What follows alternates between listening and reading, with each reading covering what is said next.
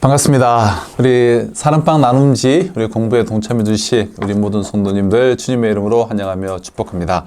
오늘은 우리 11월 둘째 주죠. 우리 11월 둘째 주 디모데전서 4장 1절로 16절 말씀을 통해서 우리 거짓 교사들을 분별하라, 이러한 우리 제목으로 함께 이번 주 우리 말씀을 함께 나누도록 하겠습니다. 자, 서론을 잘 읽도록 하겠습니다. 마귀는 광야에서 예수님을 시험할 때 구약 성경을 인용할 정도로 강교했습니다. 여전히 마귀는 그럴듯하게 들리는 거짓 교훈으로 성도로 하여금 진리에서 이탈하도록 만들고 있습니다. 거룩한 일꾼은 바른 교훈을 따를 뿐 아니라 바른 교훈으로 성도를 양육하여 그리스도의 좋은 일꾼으로 자라도록 도와야 합니다. 이 일을 수행하기 위해서는 거짓 교사들을 분별하고 금하는 일이 필수입니다. 2장 3장에서 교회 구성원들, 그러니까 남자들아 여자들아, 또 장로, 또 집사, 이런 여러 교회 구성원에 관한 권면을 이제 마친 바울은 이제 4장에서는 이 교회에서의 디모데의 역할로 이제 주제를 옮기는데요. 그래서 좀 바른 교훈, 그러니까 거짓 교사들을 분별하고 바른 교훈으로 참 성도들이 진리 안에서 좀 잘 자라도록 그렇게 이제 목양을 해라, 목회를 해라, 그렇게 이제 권면하는 부분인데요. 당시는 이제 영지주의가 있었죠. 영지주의가 있어서 영지주의를 간단하게 말씀드리면 영은 깨끗한 것이고 육은 더러운 것이다. 그래서 얼핏 들으면 맞는 말 같잖아요. 그래서 영만 중요하다. 그래서 육은 중요하지 않다. 육은 중요하지 않기 때문에 그래서 먹고 마셔도 되고, 뭐 술해도 되고 담배도 되고, 쉽게 말하면 뭐 그런 이상한 주장이에요. 이 영지주의에서 참 많은 이단들이 나왔어요. 2주 전에도 우리 PD 수첩을 보니까 다락방 우리 경남에서 시작된 이단이기 때문에 지금 전국적으로 아주 크더라고요. 그래서 소래도 아주 크게 세를 형성하고 있던데 그들의 실태가 나왔잖아요. 그래서 그들은 이제 구원받았기 때문에 우리는 모든 죄에 대해서 깨끗하게 되었다, 우리는 자유하다 하면서 그 목회자들 모임에 매춘을 하고 술을 마시고, 목회자 모임인데 막 그런 일을 하는 거야. 그러면서 우리는 이미 죄를 깨끗한 받았기 때문에, 우리의 영은 구원받았기 때문에 이 육은 어차피 상관없다라는 거야. 참 얼마나 사람들에게 좋습니까? 구원은 구원대로 받고 또 마음대로 살게 하는 것을 제공하니까. 그래서 영지주의가 심각하고 위험한 것인데요. 이런 영지주의, 그로 말미암은 금욕주의, 이런 것들이 있어서 이런 바른 교훈을 이제 거짓 교훈을 조심하고 거짓 교사들을 분별하라는 것이 오늘 본문의 내용인데요. 자, 1번을 보도록 하겠습니다. 자, 주님의 일꾼은 거짓 교훈을 분별하여 형제를 깨우쳐야 합니다. 자, 1절로 5절입니다. 먼저 1번 방갈로, 성령께서 밝히 말씀해 주신 것은 무엇입니까? 자, 1절, 그러나 성령이 밝히 말씀하시기를 후일에 어떤 사람들이 믿음에서 떠나 미혹하는 영과 귀신의 가르침을 따르리라 하셨으니. 말씀 읽으시면 이 영지주의, 이 잘못된 이단의 사상들, 후일에 어떤 사람들이 믿음에서 떠나서 이러한 미혹하는 영과 귀신의 가르침을 따르리라고 말씀을 하셨습니다. 그럼 성경은 마귀를 거짓의 아비다라고 그렇게 말씀합니다. 그러므로 지금 미혹하는 영과 이 귀신의 가르침, 이 귀신의 활동은 곧 마귀가 벌이는 활동을 의미합니다. 그 활동의 핵심은 거짓으로 미혹하여서 사람을 진리로부터 멀어지게 하는 거예요. 참 미혹하잖아요. 말 그대로 영은 구원받았기 때문에, 영이 중요한 것이기 때문에 육은 뭐 아무렇지도 않다, 상관없다라는 거예요. 그러니까 구원을 받았기 때문에 이제 죄로부터 자유케 되었으니 이제 더 이상 죄는 우리와 상관없다는 거예요. 그래서 죄로부터 구별되는 것이 아니라 더 그냥 막 사는 거예요. 그래도 이미 구원받았다는 거예요. 모든 죄가 다 사해졌다는 거예요. 이렇게 사람들을 거짓으로 미혹하여서 사람들을 진리에서부터 멀어지게 하는 것이죠. 마귀의 이 계계는 실로 교모하여서 사람들이 헤아리기 어려운 다양한 방법으로 사람들을 미혹하지만 그 목적은 아주 간단해요. 목적은 단 하나예요. 사람들을 진리에서 멀어지게 하여서 하나님으로부터 떼어놓는 것이에요. 우리가 구원만 해도 그렇지 않습니까? 우리가 칭의, 오직 하나님의 선물로 하나님의 의롭다고 칭해 주셔서 우리가 구원을 받아요. 모든 죄로부터 자유케 되었어요. 그러나 우리는 이 구원의 완성을 위해서, 구원의 완성이 뭡니까? 그저 천국 가는 건가요? 아니잖아요. 내가 작은 예수가 되는 것이 구원의 완성이잖아요.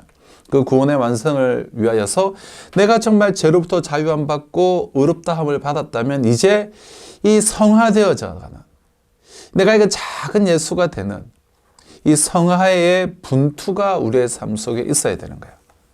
그저 구원받았다, 모든 죄는 사함받았다, 그러니 이제 이미 구원받았으니 내 마음대로 살아라.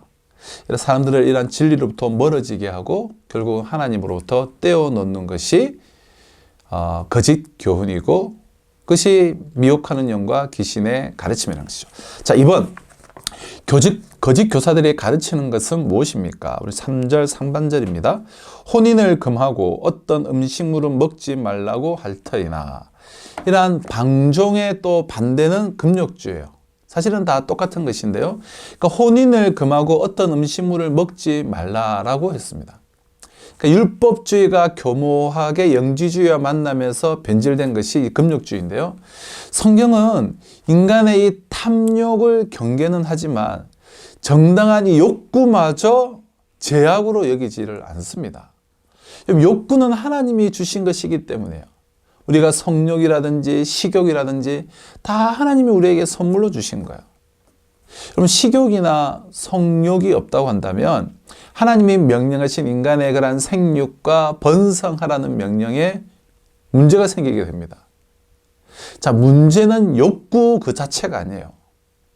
욕구가 그 위치와 그 정도를 넘어가는 것이 문제가 되는 것이죠. 그럼 식욕은 정당합니다. 정당하지만 그것이 지나쳐서 먹어야 할 것 이상을 계속해서 탐하면 문제가 됩니다. 성욕은 정당합니다. 그것이 아내와 남편이라는 정당한 관계를 넘어서 이제 벗어나게 되면 그러면 이제 죄가 되는 것이죠. 그래서 탐욕은 죄예요. 하지만 반대로 금욕은 하나님이 주신 정당한 이 욕구마저 부정하게 만드는 것이에요. 하나님이 허락하지 않는 것을 탐하는 것이 여러분 죄가 되듯이 하나님이 허락하신 것조차 강제로 금하는 것 역시 잘못된 교훈이다라는 것입니다. 거짓 교사들은 혼인을 금하고 어떤 음식물을 먹지 말라면서 금욕주의를 주장했다는 거예요. 이게 거짓 가르침이죠. 자, 방글로 3번입니다.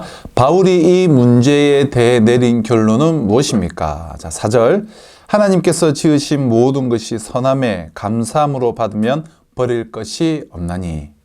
하나님께서 지으신 모든 것이 선하기에 감사함으로 받으면 버릴 것이 없다라고 이렇게 금욕주의에 대해서 결론을 내리고 있습니다. 하나님이 지으신 모든 세계는 선합니다. 문제는 세계가 아니라 그 세계를 대하는 우리의 마음과 태도에 있는 것입니다. 하나님이 주신 만물은 모두 선하고 거룩해요. 깨끗하고 부정한 것이 따로 있지 않고 본래부터 선하고 악한 것이 정해져 있지도 않습니다. 깨끗한 것을 더러운 마음으로 오용할 때 부정한 것이 되고, 선한 것을 불의한 방식으로 이용할 때에 악한 것이 되는 것입니다. 하나님께서 허락하신 것을 하나님의 방법대로 누리면 되는데 욕구가 지나치고 경계를 넘어갈 때 악이 되는 것이죠. 돈이 나쁩니까? 돈은 나쁘고 좋은 게 없어요. 그냥 돈일 뿐이에요. 돈이 일만악의 뿌리가 아니라 돈을 사랑하는 그 마음이 일만악의 뿌리죠. 하나님과 이웃을 사랑하고, 자, 돈은 잘 사용을 해야 하는데 사람들이 돈을, 인격이 아닌 돈을 사랑하고 하나님과 이웃은, 인격인 하나님과 이웃은 돈을 얻기 위한 수단으로 사용을 하게 됩니다. 이 마음이 바로 악한 것이죠. 그러나 우리 안에 바른 마음이 있다면 물질은 결코 금욕해야 할 악의 대상일 수가 없으며 만물은 주님의 축복이 된다라는 것입니다. 자, 이러한 우리 큰 1번을 통해서 나눔 두 가지를 보실까요? 바울은 극단적 금욕주의를 믿음에서 떠나 미혹하는 영과 귀신의 가르침을 따르는 것이라고 했습니다. 무절제한 탐욕도 문제지만 기본적인 욕구조차 억압하는 과도한 금욕도 문제입니다. 지나친 금욕이 왜 나쁜지, 그것이 어떤 문제를 야기하는지 나누어 봅시다. 지금 하나님이 주신 모든 것이 선한데 우리가 잘못된 금욕에 빠지게 되면 하나님 주신 그 모든 선한 것들을 누리고 경배하고 찬양하고 예배하고 오늘 주어진 꽃 한 송이, 공기, 호흡도 오늘 주어진 한날도 얼마나 우리가 감사하고 찬양하고 예배를 올려드릴 것이 많습니까? 그런데 잘못된 금욕주의에 빠지면 그런 것들을 누리지 못하고 우리가 감사를 잃어버리게 되는 것이죠. 한번 손 한번 나눠보시면 좋겠습니다. 자, 나눔 2번. 하나님이 창조하신 모든 것은 우리가 오남용하지 않고 감사한 마음으로 받아 누리면 모두 거룩한 것입니다. 하나님이 이 세상에 두신 것 중에 특별히 내가 감사함으로 즐기고 누리는 것, 내가 향유하는 거룩한 것들을 소개해 봅시다. 우리 자유롭게 한번 나눠보시고요. 자, 우리 큰 2번입니다. 주님의 일꾼은 경건 훈련에 힘쓰며 믿는 자의 본이 되어야 합니다. 우리 두 번째 단락인 6절로 16절 말씀인데요. 자, 1번. 육체의 훈련과 비교할 때 경건의 훈련은 어떤 유익이 있습니까? 8절입니다. 육체의 연단은 약간의 유익이 있으나 경건은 범사에 유익하니 금생과 내생의 약속이 있느니라. 육체의 연단, 즉 육체의 훈련은 약간의 유익이 있지만 경건은 범사에 유익하여서 금생과 내생의 약속이 있다는 거예요. 육체를 건강하게 하는 데에 단련이 필요하듯 영혼이 강건하게 되는 데에도 단련이 필요해요. 건강을 그냥 내버려 두면 저절로 나빠지듯이 영적인 면도 그냥 놔두면 나빠지게 됩니다. 저절로 좋아지지 않습니다. 이를 위해 필요한 것이 그래서 경건이에요. 경건이란 하나님을 정말 공경하는 마음으로 살아가는 믿음의 자세를 뜻해요. 끊임없이 내가 주 안에서 말씀 안에서 성장하며 자라는 거예요. 육체의 건강을 위해 양질의 음식을 우리가 섭취를 하듯 우리는 영혼을 위해 하나님의 말씀을 먹어야 합니다. 건강한 몸이 되기 위해서 우리가 충분한 운동이 필요하듯 우리는 섬김과 봉사와 전도로 우리의 영혼을 쉼없이 움직여야 돼요.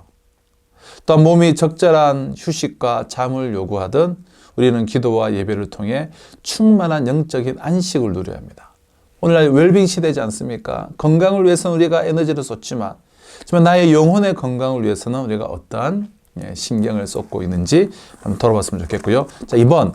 주님의 일꾼은 어떤 면에서 믿는 자에게 본이 되어야 합니까? 우리 12절 3번절입니다.